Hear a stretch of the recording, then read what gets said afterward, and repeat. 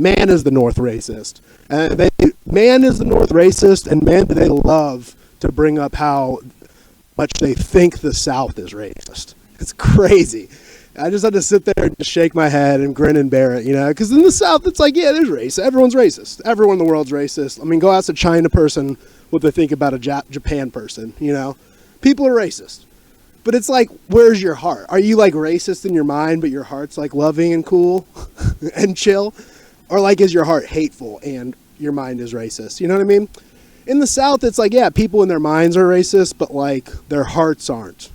It's like a funny, lovable racism at this point in time, you know? I get it. Yeah, 100 years ago, things might have been a little rowdy. Might have got a little rowdy and extreme 100 years ago, but you know, I live in the South. I travel in the South. I'm not from the South. I don't have this like strong bias or this like brainwashing of like pro-South Confederacy, you know?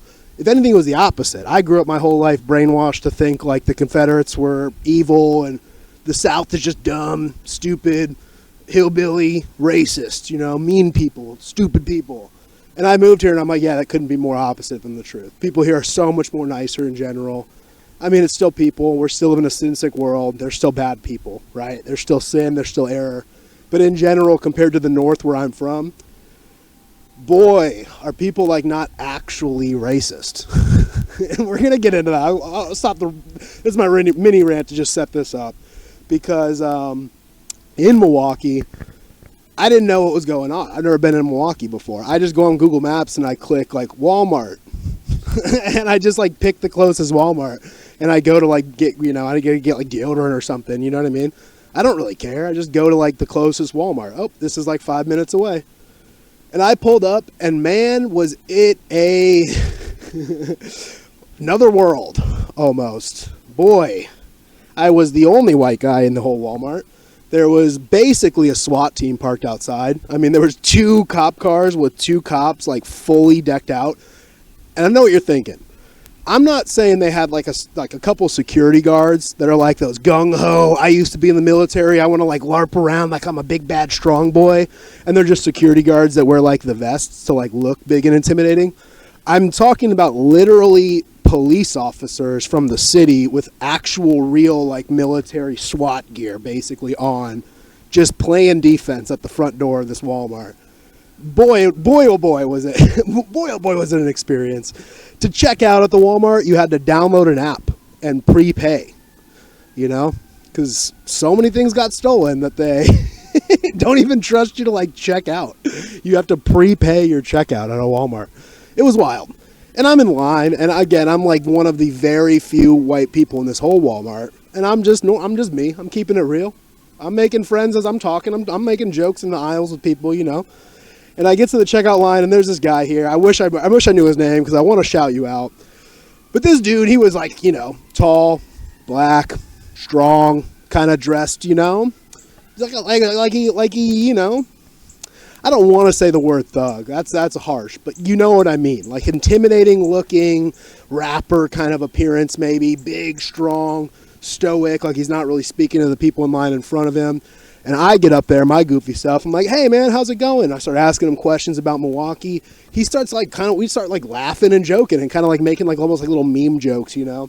By the end of it, I'm like, we're like literally like as he's checking out the next person in line, I'm just standing there having a conversation with this guy. And we're like laughing and joking, you know. We just became like best bros. And he was the one who was like, dude, you got to check out Street Fest. Like, you're going to love it. It's going to be awesome. Dude was sick. Dude was awesome. But it just goes to show you like that, like you just keep it real. Like I'm not like, you could call me a race realist or whatever, or quote unquote a racist, or you could also just be like, I'm the guy that goes into like the all black Walmart, doesn't care and just makes friends. But just like keeping it real with them. And then the next morning the same exact thing happened. So I even did the same thing again the next morning. I look up closest Planet Fitness. I'm gonna go get my daily workout in, get my shower in, go start my day, right? And again, I walk into this Planet Fitness, and I'm the only white guy. And I'm not kidding you when I say there weren't even any light-skinned black guys. Like, there weren't any light-skinned people in there. It was just very black. And I walked in and just, hey, how's it going, everyone? Here to work out, you know? And people were coming up to me and being like, man, it's really cool you're in here. I'm like, what? I didn't really realize what was going on at first, you know. But then it kind of was like these groups of friends. It really seemed like a very communal gym, like a very communal, like these groups of like guys maybe before work kind of meet up and have like a little hangout together, a little brotherhood together, you know, at the gym. And they were like coming up, we were like making friends, giving each other lifting advice. And it was cool, man. And I was going to leave, and this little black lady was just like, hey, you have a blessed day, honey. And I was just stopped, and I was like, can I pray for you? Like, that was awesome, you know.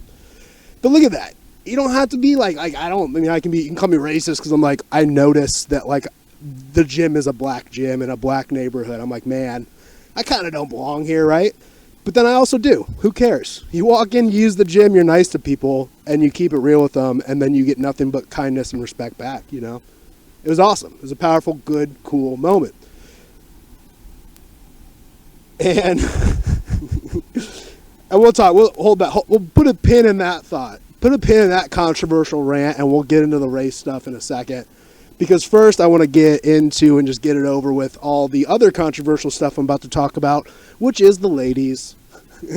Gonna mansplain here. Hey everyone. Hey ladies, how are you a woman? Let me mansplain to you for a second.